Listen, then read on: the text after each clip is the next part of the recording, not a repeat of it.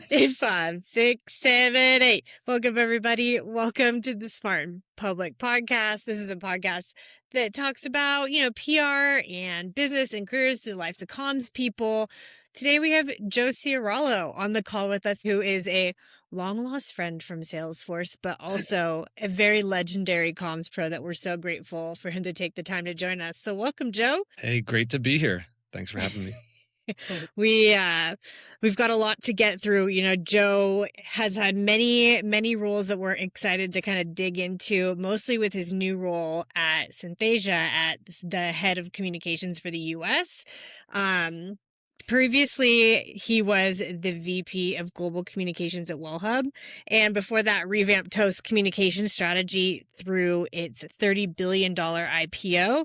He then, before that, spent 9 years at Salesforce, leading global product comms during its transformation from $2 billion to over $20 billion, which is where we both met Joe.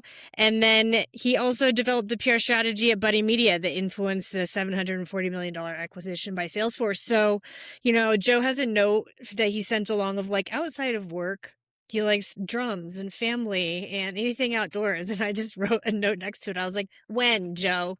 When do you do any of that? Oh, gotta find time for your hobbies, right? Yeah. I guess, Me yeah. too. I accidentally hard. took all the time from our hobby and then turned it into a podcast about work. So I smashed those for both of us on accident. Well, Joe, we're so happy to have you on the podcast. You have a crazy track record as well. You went from Buddy Media right to the Salesforce acquisition, Toast around the IPO. Devis and I were talking about this. We're is it good instincts? Do you have a formula? How do you identify the right thing? I wish I could say there was some formula or checklist. I think like two things I'll say. I think bigger picture, as I've worked with a lot of coaches on work-life wheel. So bigger picture, I'm looking at is career good? I should be focused here, right? Because I'm trying to look at things like my relationships, my friends, my family, career. And that helps me because if a career is in a really tough place, I'm able to zoom out and say, all these other things are good, right? So I'm trying to zoom out from career. But to answer your real question, which is how do I look at the companies? I think for me, it's really just trying to figure out what's the next, Buddy Media was clear social was going to be big, right? And it was clear brands had to figure that out. And it was clear that Facebook and the platforms themselves wouldn't be able to do that for them. And they'd be third party tech and agencies. And I knew, and I did know the founder. He was a client at an agency. So I had a relationship there, right? So people I have relationships with, people where I know, to me, it's the market's going to be big. Can I try to find the leader in the market? And is the founder someone I think who's going to be fun to work with and comm savvy? Basically is what it comes down to. That's such a big one. And I feel like that's probably what's led you to Synthesia too, right? Yeah. So tell us a little bit about what this company does. Yeah. So it's April now. I joined in January, so a little over 90 days in. So yeah, you mentioned that in the intro, AI for business. I think that's an important one because we see AI video and people think of what's in their social feed, or kind of people call it AI slop, right? You see all these weird videos and you're trying to figure out what it is. So that's what attracted me to, given you mentioned we work together at Salesforce, I have a lot of B2B enterprise experience. So I wanted the fact that it was an enterprise platform and it's creating an AI avatar of yourself or using our stock avatars, but really in the context of learning and development or skills, right? Any kind of training. So when I first started using it, to me, it felt kind of like a hybrid between almost like a PowerPoint or Canva and a video editor, right? Where you can kind of create a presentation with an avatar or just create a video on its own.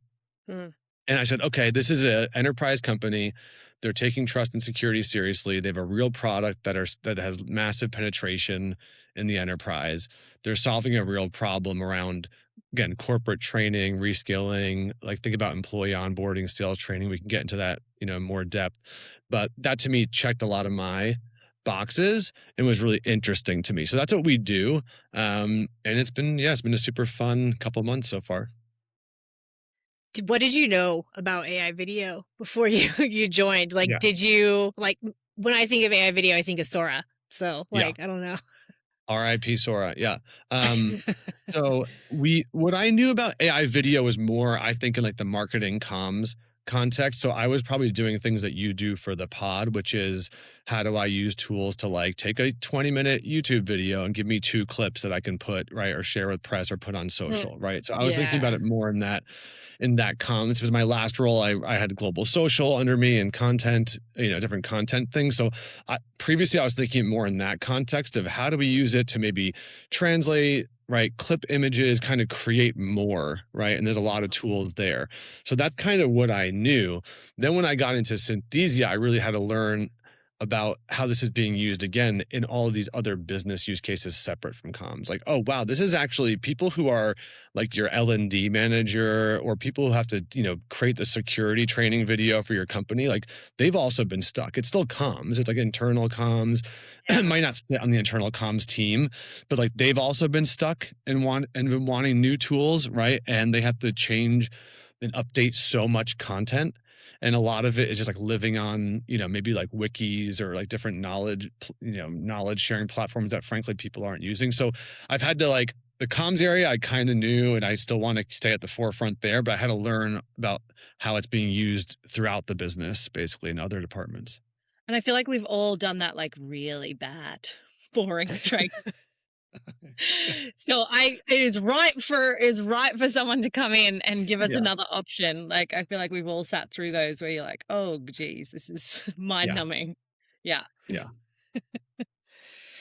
So let's talk a little bit about, and also can you just tell me how to say, is Synthesia, since I've been saying it like Synthesia. Fantasia, Yeah, we get a but lot of different Synthesia. pronunciations. It's a Synthesia. It's okay. How, on a Synthesia. scale of 1 to 10, or how mad are you at me? Should we start over? 0, you're fine. Okay, I'm not cutting this. All right, so let's talk a bit about Victor, the founder. He's like this young British. He's very online. He's very different than probably a lot of the execs that you've worked with, like in that B2B space. Like, what does it look like building a narrative for a founder like that? Yeah, thank you for saying that. That's one of the things that attracted me to the company. So I think for, comms people who are, we know that having an accessible founder, especially at this stage of the company, helps so much for recruiting and the brand. So just personally being able to see him in action on YouTube and all these places, like, oh, I want to talk to this guy, right? He's really interesting. So just personally, but I just think, again, as I kind of mentioned when we started off, like I'm looking for founders that take this seriously. They know this is not just like we put out a press release every now and then, right? They really know this is a strategic advantage. It's to be taken seriously. Reputation is serious. And I could tell, right, from just watching him and then interviewing and talking to him and now working with him that he puts in the effort. He takes it seriously. He understands it's important for the business, right? And he's media savvy, right? Like I always look for that with like, is that something inherent, which it is with Victor, I think, or is it teachable with some founders that they kind of understand like what being a source means versus just kind of talking at someone, right? Yeah. Or he really gets that, and that's been good to see. So, like working with him, it's like we move fast. He's super smart, right? Let's test and iterate and learn really quickly. He's sharing his thoughts with us, of course, on Slack and different topics. And there's so much surface area. So I think that's also refreshing of like we're not going to talk about anything in AI. We're focused on video. We're focused on video and business. We'll talk, people ask about all sorts of different topics. We'll talk about those things, but we're trying to also stay somewhat focused. How much do people try to pull you off the track? Like, what are the broad kind of topics that you guys get pulled into, just given you're part of this AI world? Yeah. Well, I think on one hand, being a commentator, not a spokesperson, is one of the most valuable things that like an industry commentator versus a spokesperson that's super valuable. So that's a good thing if people are asking you those questions. But as we all know, when you're sitting in those briefings, sometimes it's like you're checking us 5 minutes in, it's 10 minutes in, and we're still talking about, I don't know, Anthropic or this or that. And you're saying, okay, let's like, we want to be helpful and tell you how we use Claude or this or that, but let's also like talk about Yeah. our business. So it's finding that balance. So usually, like if we're in a short, last week we were at HumanX, and a lot of the briefings were kind of short 30-minute conferences. So we want to be helpful. So we'll answer questions about, what tools we're using, how we fit into the ecosystem, different industry topics. But ultimately, we're trying to talk about how AI video is transforming business, how our customers are using it, what results they're seeing. So Victor has a pretty good head on his shoulders there of, again, wanting to be that source for the industry and bigger topics, but also being clear of what we do and what we don't do. Yeah. Yeah, you're right. It's a fine balance, because you do want people to come to them and say, hey, there's this big trend happening, and like, what is your take on it? What do you think is going to, but then you've still got to run your business at the end of the day, and you want people to be interested in the business as well as your commentary. So yeah, it's a fine balance. I don't envy you. It's a tough line to walk. Yeah. I also think like in AI, particularly video AI for B2B, like this is industry, like we're industry defining, like we're coming up with new categories. And I think it's really confusing for a lot of people trying to come along on the ride, even if you're a journalist and you already know about the industry, like, all right, what is this new market? Like, how are they positioning themselves in it? How are they defining themselves? So I can see how that would be a big part of all of the conversations that you have, like leading into briefings. But from your perspective, Joe, like how many stakes in the ground do you have to have as a company when you go in and have those opinions if you're being a commentator on the industry, like what does that like definition look like, or how do you decide what to have a really strong point of view on and what to kind of let go? Yeah. Well, yeah, and I think that's moving and changing so quickly, right right now. But I think I think we're lucky. Like we're a private company. Like it's different, right? We can speak a little more freely on certain topics and things like that. So I think like generally, again, a stake on the ground. What are we trying to do? A lot of things Victor talks about, like utility over novelty, right? Like that's a stake of ground that really attracted me. Like, this is not just like AI for AI's sake. So again, like we're really trying to focus on stake in the ground around how this is being used in business. Like what is it? How is it being used in business? Why is it being used? And what is the impact on business, right? And how people work and learn, right? Like that's our stake in the ground. And then, of course, we're able to speak to other topics around AI, specifically the video. We get asked a lot about jobs. We get asked a lot about trust. We get asked a lot about, of course, vibe. Are we vibe coding our own Salesforce or not? Right. So there's all those there's so much surface area you can't even cover it. Right. So really it's just like here are our proactive messaging pillars that we try to stick to. And then it's not like in the past, I think it's like, here's the reactive FAQ document that lives in like a Google Doc or something. And now it's like, what is my Slack bot telling me today? Right. About where you might have some sort of proactive or reactive thing we have to focus on this week or this day. Yeah. It's moving that fast. Yeah. Yeah. So let's on that talk a little bit about like trust, deep fakes, kind of what that whole world looks like for you, because I can imagine that's either depending on how much you like puzzles and you like controversy and you like the, wrestling with words, that can either be really fun or a huge challenge, maybe both. But what has it been like so far for you, like trying to make video trustworthy from a B2B perspective? Yeah, well, I wouldn't have joined a company that I didn't feel, had strong ethics and morals around the technology it was developing, right? So I did my homework there, and I saw that, this is an area where there can be misuse. Thankfully, we focused so much on trust and security. It's 10% of the company, right? We've released, if you just Google Synthesia and trust and safety or governance, you can see all the resources we put out for other companies and how to approach this and also how we approach it ourselves. So we're really trying to be out front there and not dodge this. These are serious issues. Thankfully, we given that we're focused on enterprise and given all the efforts we put in trust and security, if you're someone looking to create something malicious with AI video, what my boss said to me, he's like, if you're a thief and you're going to try to get into a house, are you going to go to the house that has the front door cracked open, or are you going to go to the house that has like a ring camera and is well lit and has like a security system on it? Right. Hmm. So, right. So like, we are very much that, right? A secure system. So Mm. we absolutely, address that head on. But it's interesting, when Victor talks about this a lot in his interviews, like when he first started the company, that was every interview all the time, right? Yeah, I Because it can was a new imagine. thing. And now it's part of what we talk about, but I think it's become so much more widely adopted and people are getting more used to it, that of course it's part of the conversation, but it's not first question in every interview by any means, right? It might be part of the conversation.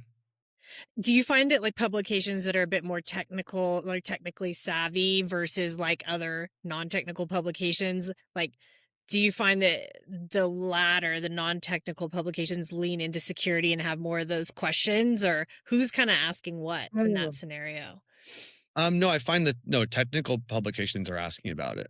I Yeah. would actually say the reverse. I would say when I'm speaking to someone in like who's covering like whether it's like a Wall Street Journal reporter or like an HR brew, like anyone covering kind of workplace and learning and Mm. development, like they're looking at what we deliver and assuming like they would for other business tools like trust and safety, like you want this to be secure and trusted, or else you wouldn't be selling to, you know, UBS and Zoom and Heineken, Yeah. right? Right. Right. So they want to know about it, but I would say reporters who are covering, whether it's like policy reporters, more technical reporters, they're wanting to go deep, and I'm bringing in, subject matter experts, right, to go as deep as needed on background or even off the record on there. Mm.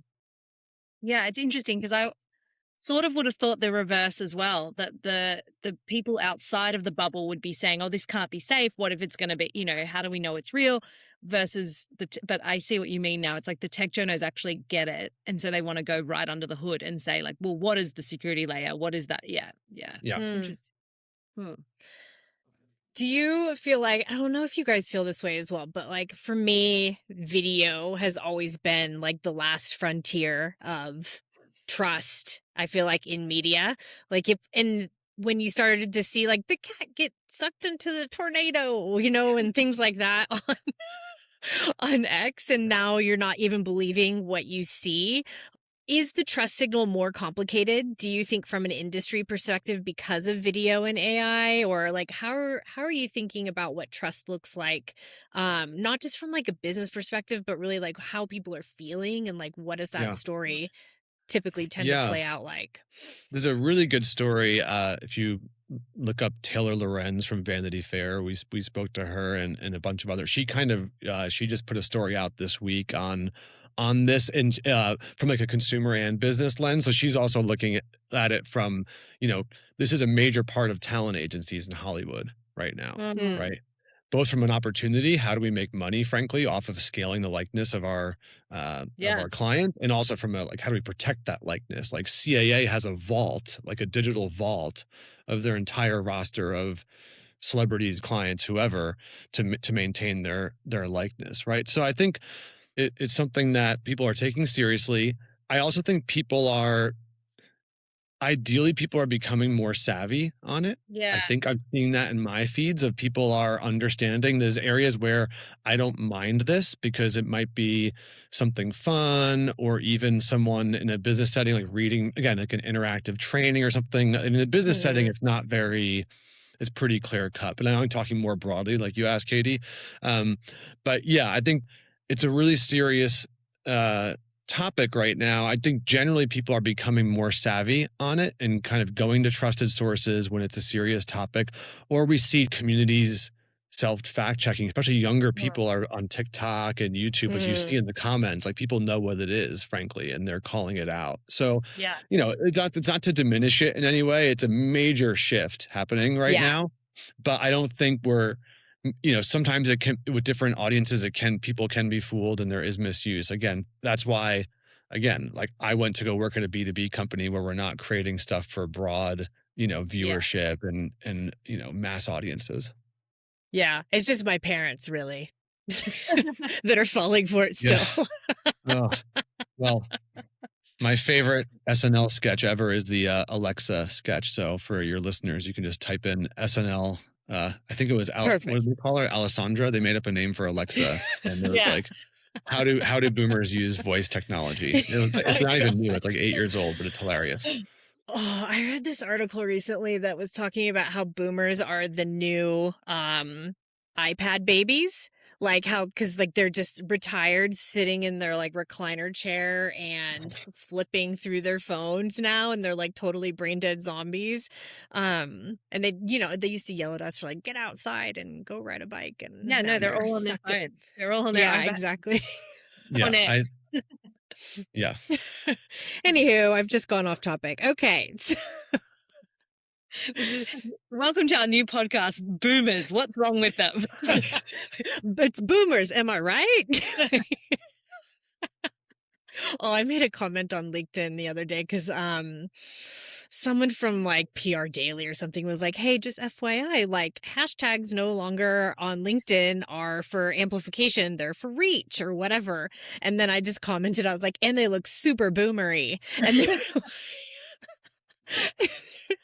there's like these two older women that both commented, and I was like, oh, I can't tell if they're actually joking or if they're I think you actually offended some people.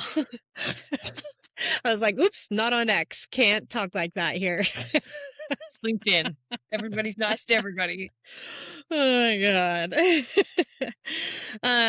Okay. Let's talk about the media training use case, because I think that's really cool. And off the back of like Senka's like, example that she had with the Duolingo briefing document, like this also I think is actually equally cool. So Yeah. walk us through how it works. It's actually, you showed it to us earlier this week and it kind of blew our minds. So I don't know if there's any way for us to kind of like show or not, but just like try to paint a picture, Joe. Yeah. No, I can send a video link if you wanted to drop it in here. Before that, I think there's a lot of just hype and kind of posturing in AI right now around, just like, and I'm trying to cut through and show people how am I really using it. And like, the example I showed you is using Synthesia, but I'm also just having these conversations, as I'm sure you are every day, about like, just show me what you're really doing, right? Like, just how does this Claude to Slack MCP thing work? Like, show me what you're like, let's just get to the brass tacks, right? So that's why I wanted to show, not tell, and say, okay, this isn't that complicated. You can go in. It's like on our starter plan. It's not that much per month. I mean, you can try an avatar for free. So like you can just go in there and mess around for free if you wanted to create what I showed you. But essentially, you're creating a media training course that can give, kind of just the basic tips on bridging or how to speak to the media, which you saw that kind of frames it if it's a new executive. And then it essentially gives mock interviews, and you can make it get more challenging. So I have like easy, medium, hard, right? Where easy might be whatever that is for your company, a friendly trade reporter, all the way, up to a really challenging, Wall Street Journal reporter, right? Whatever it may be. So you're essentially having a conversation with the avatar, as you saw, and it's able to have a conversation with you. So if you're not talking about pricing, or if you're not really answering a question about the competitive landscape, it's going to follow up on that. So it seems more natural than just reading off a script and then moving on to the next question, right? It's going to interact with you and then score you. So then I could see, the spokesperson is actually doing fairly well in talking about the company, but when it comes to the competitors, they're kind of falling down. So that was a big eye opener for me in our industry, because we sometimes have to be that media trainer, and that this doesn't replace the human. Maybe we'll go deeper into that. I think you want to talk maybe about where we fit in as comms practitioners, and I don't mind playing the role of cynical reporter with my execs and kind of grilling them, but I love that now they can do a bunch of reps on their own, right? Totally. Before I have to do that, or maybe I don't have to do that at all, and it saves me time. Yeah. One thing that you brought up too that I thought is really important is like doing it in front of a computer and having an avatar kind of take you through the first couple of times feels like a better way to ease a new spokesperson into that type of exercise as well. Because typically when we do that, can you imagine how scary that would be if you've never done any media before, and then you've got your head of comms like grilling you like a journalist? I just feel like I would go blank. I've literally had that moment. At, at I was at Buddy Media with our chief revenue officer. It was his first time doing it, and I'm like there jotting down notes, and he literally stopped and he said, "You're just I'm too anxious now. You're like scribbling all this stuff Yeah. down. I don't like. Let me go practice on my own a little more. Then we'll do this again tomorrow, kind of thing." So Yeah. and we see that with Totally. sale, like we see that with other use cases like sales, right? Like you want to practice your sales pitch as a sales rep. You don't want to do it the first time in front of your new boss, maybe, right? But with the Yep. avatar, it's kind of this safe space. You can get a bunch of reps in, right? Mhm. And then maybe you're bringing in your boss before the big meeting, right? To kind of go through who's going to handle what in the meeting and whatnot. I also think the use case for me, I thought, when you showed it to us, there's kind of like the new executive. And then I think the fact that you can level it so you can, easy, medium, hard, if you've got a really hard interview coming up, doing some reps ahead of that.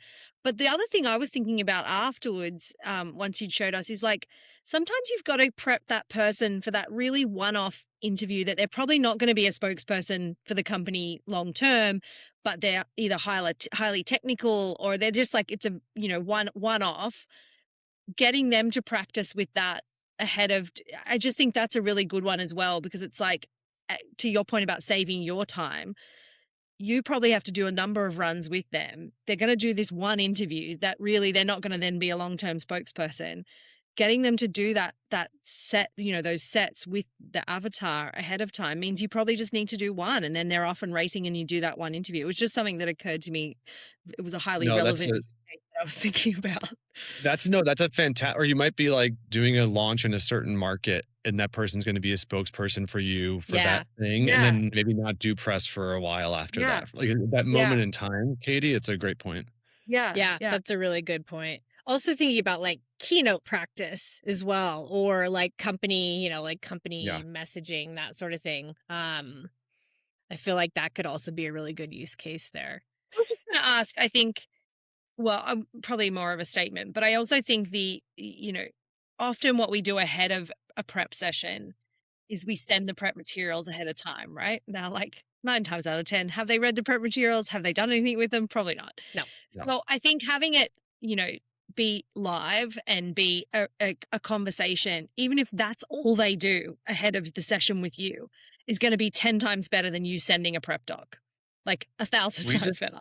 We learn by doing, right? Like Yeah. that's why I'm on this podcast too, frankly, is I'm putting myself out there more and doing more public speaking throughout my career, right? Like I just think we learn by doing. It's easy for PR people to write like a 5-page document and like hand it over to someone and say, go do this. It's like when you put yourself in their shoes, you realize this takes time and effort. So Yeah. yes, it's a much like you want to have, it doesn't replace the briefing doc.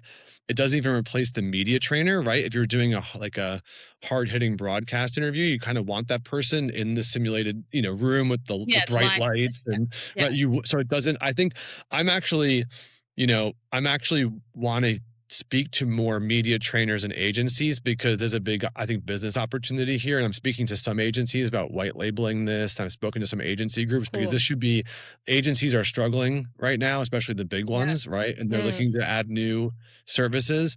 So we're talking to some of them, we're talking a lot of in-house comms teams that are also going to start using this. So, I mean, if you are an agency out there, if you are interested, reach out to me because I do think this is a big opportunity for them, right, to develop new services, right, that are higher margin, right? It doesn't require flying a media trainer out every time.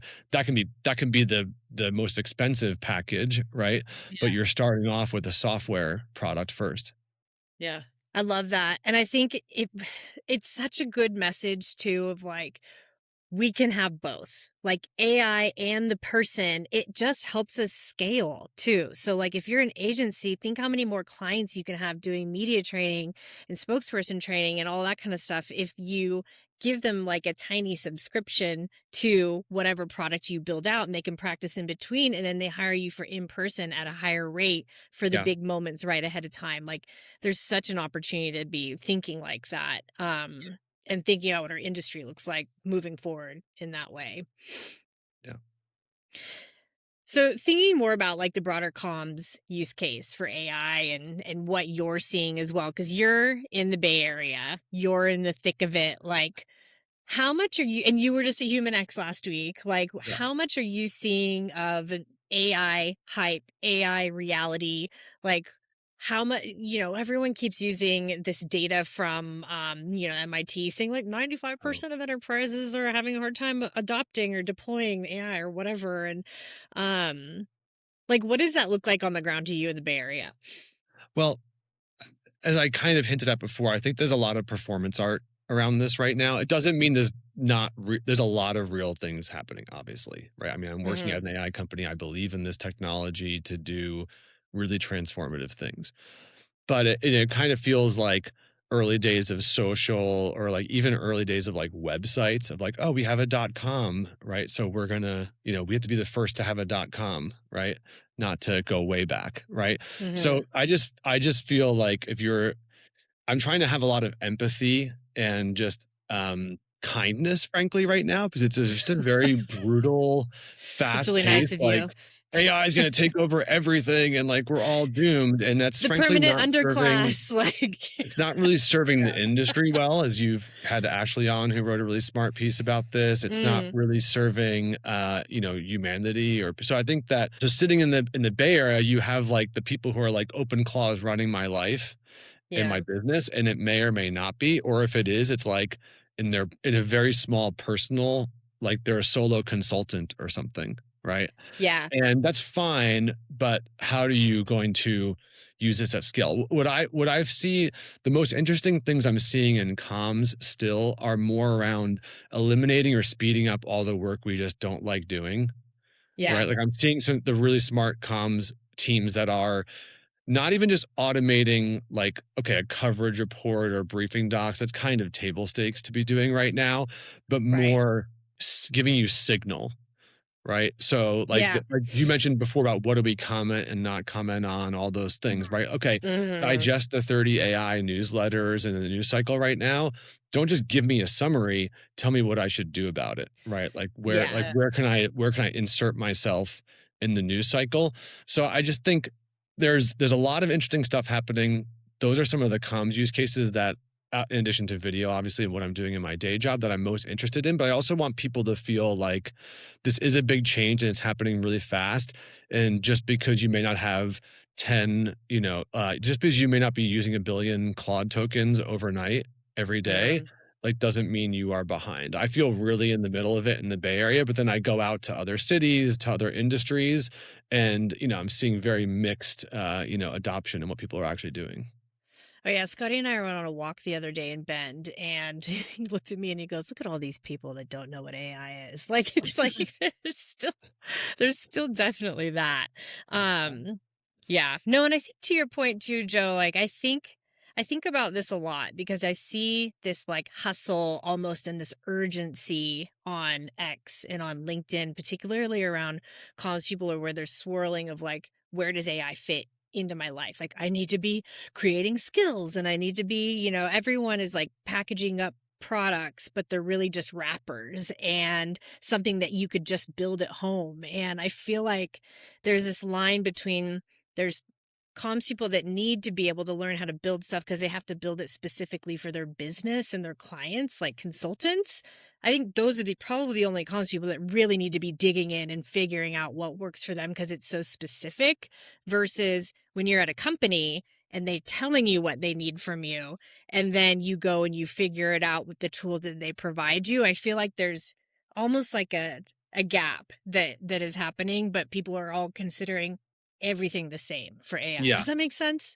Well, it does make sense because you're seeing on like X or wherever, like, oh, I'm using Whisper Flow integrated to this, integrated to that to do this. And then your security team is like, don't touch any of those tools. Yeah. Right? 100%. Also, Those they'll are say like, like those are wait, banned for now. Do not use those. yeah. So like, why do you need to go and learn how to do that? Why do you need to have a Mac Mini? Like, why do you need OpenClaw to be like creating all of these agents? Like, you don't, unless the future is something that looks like you have an agent that is your own identity as a worker, and then that has value. But Yeah. where does the IP live if that's the case too? Yeah. Sorry. No, we went I've off gone topic off. a little bit, but I think but what you're trying to say, I'm just trying to say, like, yes, move fast, take it seriously. It's real. I'm not like a doubter I'm not like oh Hmm. my gosh, this is too overhyped. I don't think it's overhyped, but Yeah. have some like empathy for yourself and others that this is the fastest technological change we've experienced in our lifetimes. And you're not gonna like it is still continuing to change so fast. So like give yourself some grace and pick those small wins, those small use cases. And again, utility over novelty, right? Like Mm. don't and that's in the video space too. Like we talk about this of and and like the video, the Hollywood side of AI video or like the social feeds, it's more like, oh, I'm looking at this because it was made with AI. Like the Hmm. Coke advertisement that they got a lot of back, right? It was like, Yeah. not because it's actually a good content or a good story, right? So I think, not just creating things for novelty's sake. Like, is this actually helping me do my job better or eliminating something or providing some sort of value to me? Yeah. And does it serve the ultimate purpose of, I'm coming from being inside a business, but is whatever I'm creating or building serving the ultimate purpose of my job for the business, right? Like it's like, Yeah. A, does it help me like be more efficient, be more productive? Okay, great. And then anything else, does it actually help us further what we're actually trying to do as a business? And sometimes I think Yeah. people are doing things just to do it in AI and to Totally. versus like this actually helps move the business forward or whatever it might be. Yeah. So I'm with you. I think we just need to have a level of and step outside your world. Like actually go and talk to people in completely different industries because I think it does ground you in like we are in a little bit of a bubble and if you go and look at and it's not that it isn't going to touch every industry, I think it will, but the like levels of maturity and the levels of adoption are different and people who are in completely different industries aren't reading about AI all day. They're just not. Yeah. And so Yeah. we're I think we're reading about it all day, so then it fuels the same anxiety because you're reading about it and you're seeing it all day, every day, versus like people who are doing a completely different job. They're not reading about Yeah. it every single day. They're just not. Yeah. Or just do stuff and don't read. Because if you just live on Yeah. LinkedIn and X, Yeah. you're just gonna drive yourself nuts sometimes. Or 100%. speaking for myself, just go do Yeah. stuff and right, talk to people and do stuff. And that'll probably make you feel a lot better than just, reading an endless stream of content about other people's real Totally. or not real things they're doing. Yeah. Yeah. What does Victor say about AI that makes you go like, "Oh my God?" Like, because I feel like AI founders have this crazy vision. Like, I feel like I'm on an alien spaceship whenever I talk to an AI founder. And so, like, is there anything that you're like, "Oh shit"? Well, no, Not in a bad way. thankfully, no. No. But a couple of things he talks about. So I think the thesis that he had around the company was like content costs are going to go down to basically nothing to create like the type of content we're creating, not all content, right? Hmm. Number one. And number two, that like new technologies and create new mediums around that technology. So like first website for the New York Times is just like taking the print edition and like slapping it on like a web page. And now you go onto New York Times and it's fully interactive, it's personalized, there's videos, Yeah. there's all these different things. So clearly that's going to happen with video with AI. It's not going to just be this like broadcast one to many. So that was like the aha for me when I was first talking to him and he's like, this is really going to become a two-way medium. And it already is, right? But it's going to become more and more advanced. So that was the aha. Like video is going to become like a website or anything else, like more personalized and interactive, and you're going to be able to have conversations with it. And again, he's excited about that in the business setting, not kind of Hollywood or consumer. So those are some of the big ahas. What I also like though is that he's grounded. So he's like, for example, this whole, are you going to vibe code enterprise software? Victor has said publicly, like, we're cool buying Salesforce or Rippling. Like, we're okay. I don't need to take valuable engineering resources on our core product, which is what we sell and how we will be successful as a company. And the lowest leverage thing I can do is redirect them to like vibe code Salesforce. And, a lot of people, and maybe some people are doing that. The folks we talk to, that tends to be like very small companies that probably could have run their sales team on a spreadsheet anyway. right? Yeah, So right.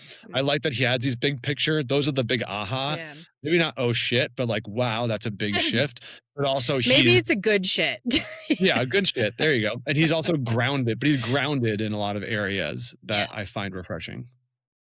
What are some of the use cases for AI that you don't think people have caught on to yet? Like, is there something, not maybe that you obviously like that you can't talk about, you guys are working on, but like, what are some of the things that blew your mind when you found out about them?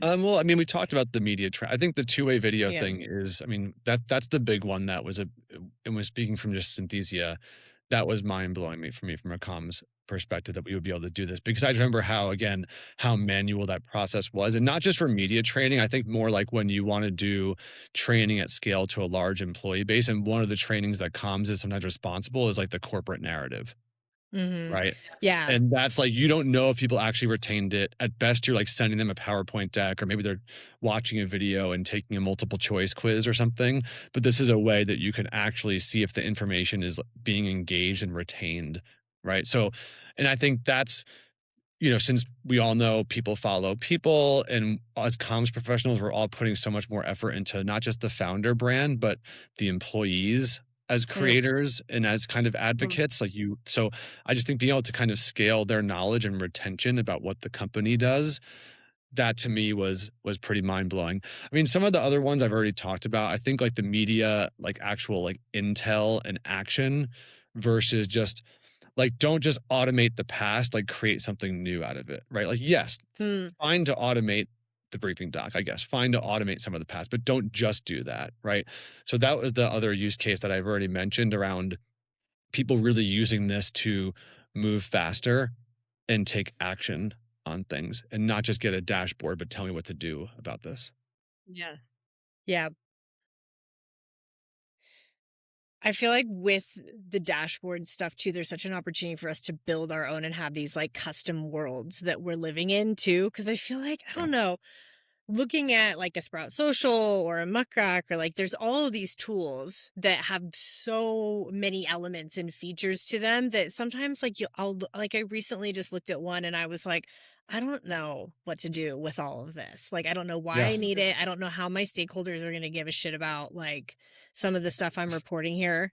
Like, Yeah. it's almost like an open space and you're like, I don't know, like do what We you will bought with it. We it. spent a small amount of money, buying a tool, frankly, just because you want sometimes to be able to quickly look up a media, like basic stuff. We just want Right. to be able to look up an email address of a reporter we don't Yeah. know or something, or Yeah. just the data source. We have a high volume of coverage, and it's global because we're Yeah. available in so many countries. So I would say, companies that don't have as much volume, there's really cool things you can just do with, Google Alerts and G Suite and Claude and Slack, right? Mm. But for a company like ours, we did to choose to, it's not a big investment, but we did choose, okay, we're going to buy like a monitoring and CRM software.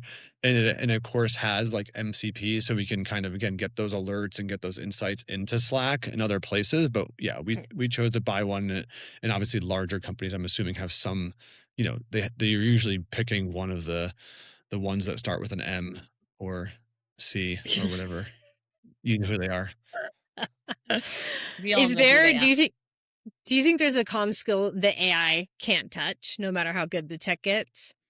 Um, you know, just this is overused around like judgment and taste, but to me, it's like there's nothing to do with AI. Be the person your CEO or founder or executive wants to call for advice, Mm. right?